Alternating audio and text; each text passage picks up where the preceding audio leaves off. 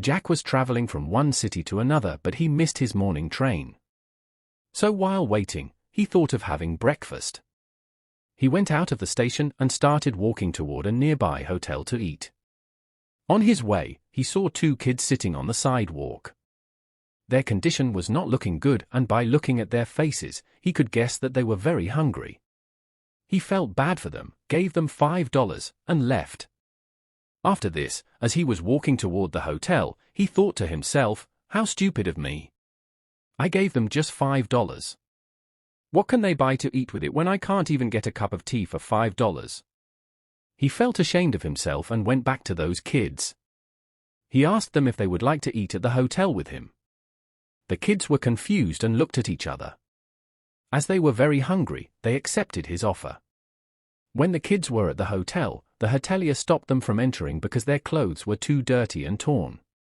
Seeing this, Jack went to him and asked him to allow those kids to enter, as they were with him and he was going to pay for their food.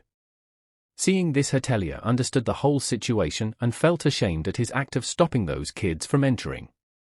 They got inside and got seated comfortably. After this, Jack asked the kids, "What do you want to eat?" The kids kept silent. Jack ordered food. As soon as food came, he saw a smile on the faces of the boys and felt happy. When the children started eating, the happiness on their faces was somewhat different. After having food, they returned. Before leaving, Jack handed them some more money and asked them to buy some clothes. The whole incident was over. Jack was back to his normal routine, but even after many days, he couldn't stop thinking about those boys and felt bad for them. One day, while visiting a holy place, he said, "God, where are you? How can you sit quietly when there are children like them who are suffering from hunger?" Just in the next moment, a thought struck his mind: who had been providing food for them until now? What I did for those boys, could I have done that with my own thinking?